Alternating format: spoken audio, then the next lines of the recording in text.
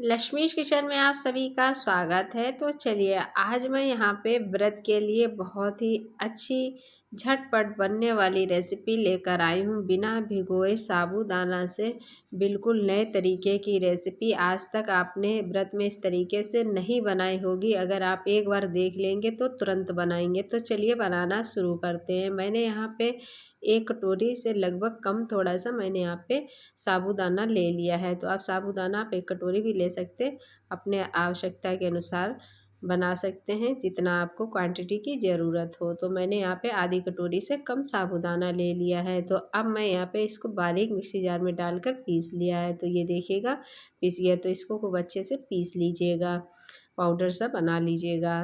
तो बिना भिगोए आप साबूदाना से झटपट ये रेसिपी बनाकर तैयार कर सकते हो। ज़्यादा समय भी नहीं लगेगा और हेल्दी रेसिपी भी है। व्रत में खाइएगा, बहुत अच्छी लगती है। तो मैंने यहाँ पे पीस कर साइड में रख दिया है। तो चलिए अब क्या करते हैं, मैं यहाँ पे मूंगफली के दाना मैंने यहाँ पे रोस्टेड कर लिए थे और इनको भी मिक्सी जार में डालकर फाइन पाउडर बना लेते हैं। तो मूंगफली के दाना को गर्म करके थोड़ा सा ठंडा करके जब पीसते हैं तो इसका बहुत ही अच्छा पाउडर बनकर तैयार हो जाता है। तो चलिए इसको भी पीस कर तैयार कर लेते हैं। तो जब तक मैंने यहाँ पे पीस कर साइड में रख दिया, तो मैंने यहाँ पे 2 कच्चे आलू ले लिए हैं। कच्चे आलूओं को अगर आपके पास बॉयल आलू हो तो बॉयल आलू ले लीजिएगा, अगर नहीं है तो आप कच्चा आलू भी ले सकते हैं। 2 आलू को मैंने यहाँ पे छील लिया और इसको अच्छे से धुल लिया। तो 2 आलू इस तरीके से कद्दूकस कर लेते हैं। तो आलू कद्दूकस हो चुके हैं। तो मैंने यहाँ पे मूंगफली के दाने जो पीसे हुए थे मिक्सी जार में, तो ये पीसकर पाउडर तैयार हो चुका है, साइड में रख देते हैं। तो चलिए अब क्या करते हैं, चटनी की तैयारी कर लेते हैं। तो मैं यहाँ पे व्रत वाली चटनी बनाकर तैयार कर रही हूँ। तो मैंने यहाँ पे धनिया ले लिया है और धनिया की पत्ती को अच्छे से धुल लिया है, साफ़ कर ले, मिक्सी जार में डाल दिया है। अब मैं यहाँ पे हरी मिर्च ऐड कर रही हूँ। तो हरी मिर्च ऐड कर दीजिएगा और इसके बाद इसमें मैं यहाँ पे मूंगफली के दाने डाल रही हूँ। तो मूंगफली के दाने डाल दीजिएगा।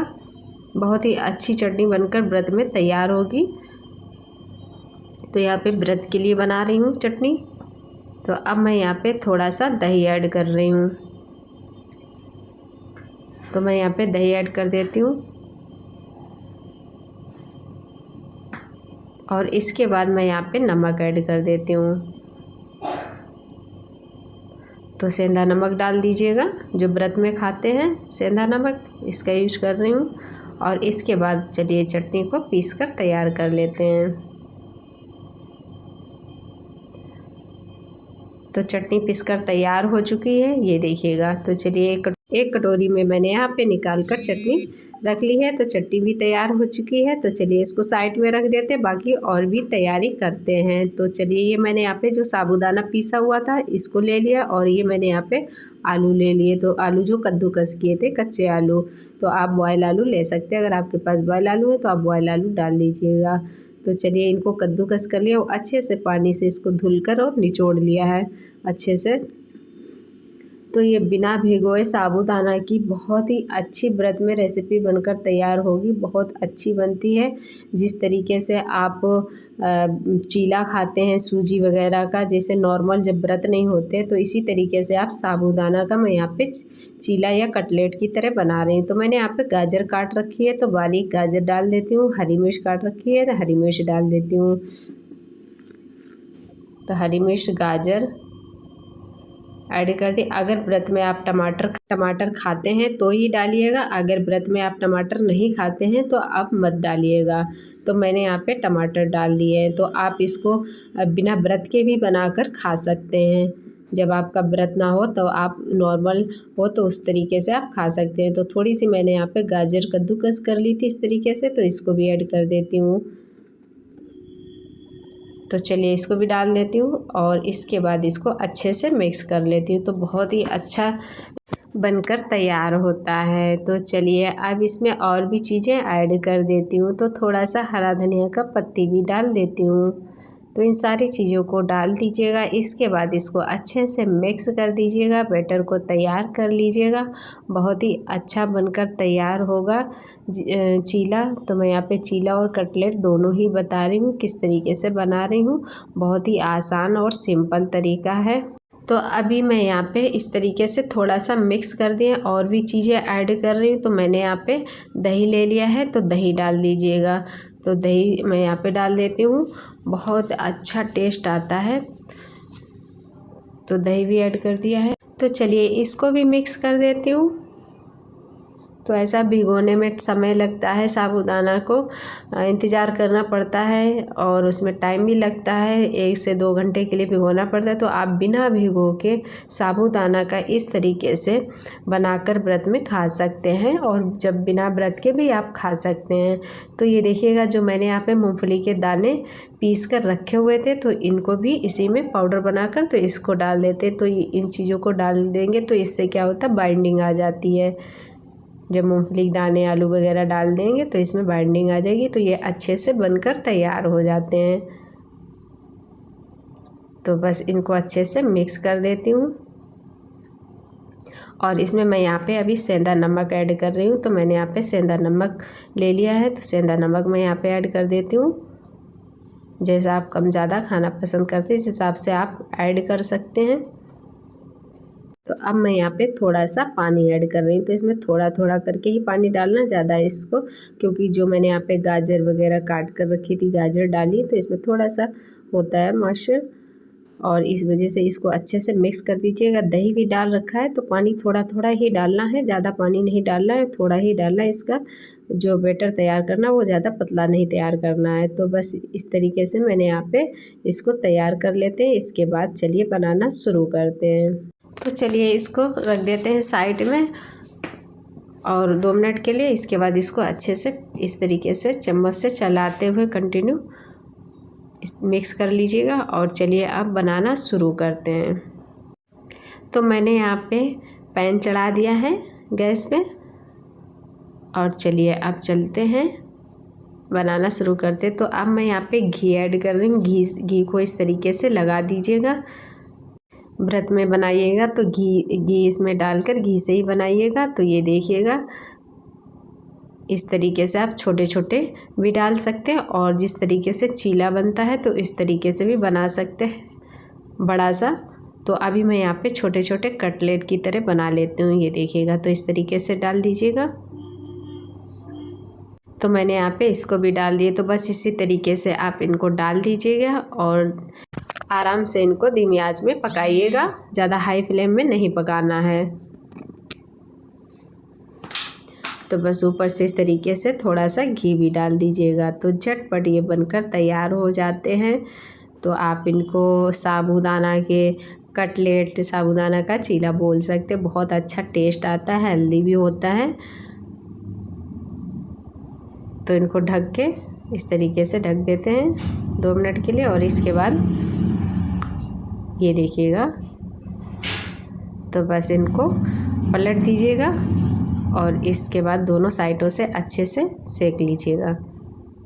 तो अच्छे से ये देखिएगा कितनी आसानी से ये निकल गए हैं। तो बहुत अच्छे गोल्डन, बिल्कुल लाल से सिक चुके हैं। जिस तरीके से टिक्की लगती सेम इस तरीके से लाल लाल हो चुके हैं। तो ये देखिएगा, तो बहुत आसान और सिंपल तरीका है, आप साबूदाना से इस तरीके से बना सकते हैं। तो चलिए दोनों साइडों से इसी तरीके से मैं यहाँ पे इनको अच्छे से सेक लेते हैं। तो बहुत ही आसानी और सरल से ये बनकर तैयार हो जाते हैं। देखिएगा, तो और कम घी में बनकर तैयार हो जाते हैं, ज़्यादा।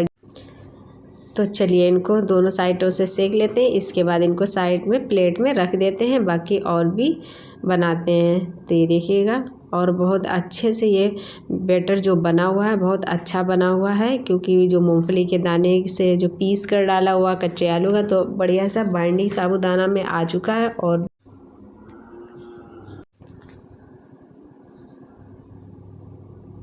तो चलिए एक प्लेट में इनको निकाल कर रख लेते हैं।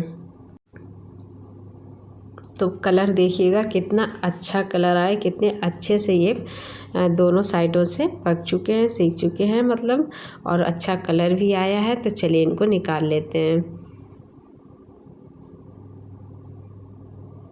बाकी और भी बना लेते हैं इसी तरीके से। तो अभी मैंने यहाँ पे कटलेट की तरह छोटे छोटे बनाए हुए हैं। तो अब मैं यहाँ पे बड़ा सा चीला बनाकर दिखाती हूँ। तो थोड़ा सा घी लगा दीजिएगा। इसके बाद इस तरीके से डाल दीजिएगा और इसको बड़ा कर दीजिएगा। इस तरीके से आप चमचे से इस तरीके से बड़ा कर दीजिएगा, तो ये चीले की तरह बनकर तैयार हो जाएगा और बहुत अच्छा लगता है, खाने में बहुत अच्छा लगता है। तो आप व्रत में इस तरीके से बनाकर खा सकते हैं। साबूदाना, मूंगफली दाने और कच्चे आलू से बना हुआ ये व्रत में खा सकते हैं। तो जैसा कि मैंने बताया, अगर आप टमाटर नहीं खाते हैं व्रत में तो आप स्किप भी कर सकते हैं। तो ये देखिएगा, इस तरीके से फैला दीजिएगा। तो ये देखिएगा, इस तरीके से मैंने फैला दिया और इसको 2 मिनट के लिए ढक देते हैं। इसके बाद देखते हैं। तो ये देखिएगा, तो चलिए इसको पलट देते हैं, दोनों साइडों से सेक लेते हैं। तो इस साइड से भी सेक देते हैं। तो मैंने यहाँ पे पलट दिया, ये देखिएगा, तो बहुत अच्छा लग रहा है और खाने में बहुत अच्छा लगेगा। तो देखिएगा, बिना भिगो के साबूदाना से इस तरीके से आप बनाकर खा सकते हैं कम घी में। तो चलिए इस तरीके से मैं यहाँ इसको अच्छे से साइडों से बढ़िया सा सेक लेते हैं, अच्छे से कुरकुरा बनकर तैयार हो, क्रिस्पी बनकर तैयार हो। ये देखिएगा, तो चलिए अब इसको भी निकाल लेते हैं।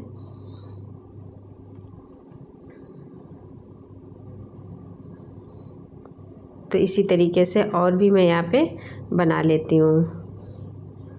तो अब मैंने यहाँ पे एक बड़ा चीला बनाकर दिखा दिया और बाकी छोटे बनाए हुए हैं। तो छोटे भी इसी तरीके से और भी बना लेते हैं, इसके बाद मिलते हैं। तो एक प्लेट में मैं यहाँ पे इसको निकाल के रख देती हूँ। तो चलिए और भी मैं यहाँ पे बना लेती हूँ। तो मैंने यहाँ पे फिर से थोड़ा सा घी लगा दिया है और इसके बाद मैं यहाँ पे फिर बैटर को छोटे छोटे से बना लेते हैं, इसके बाद मिलते हैं। तो ये देखिएगा, इस तरीके से छोटे छोटे डाल देती हूँ और चलिए इसी तरीके से बना लेती हूँ, बाकी मिलती हूँ बनाने के बाद।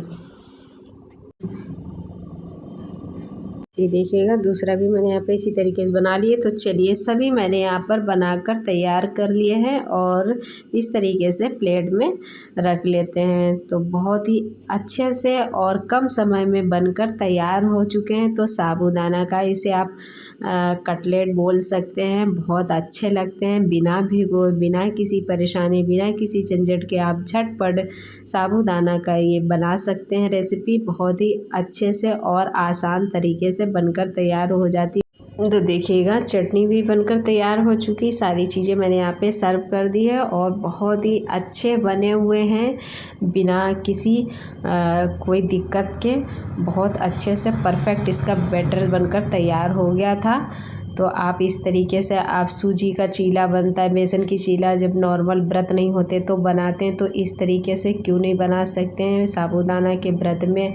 बिल्कुल सिंपल तरीके से जो व्रत में खाते हैं इसी सामग्री से आप बनाकर तैयार कर सकते हैं। आई होप आज की वीडियो आप लोगों को बहुत अच्छी लगी होगी। अगर वीडियो अच्छी लगी, वीडियो को लाइक करें, शेयर करें, कमेंट करें और प्लीज़ हमारे चैनल को सब्सक्राइब करें।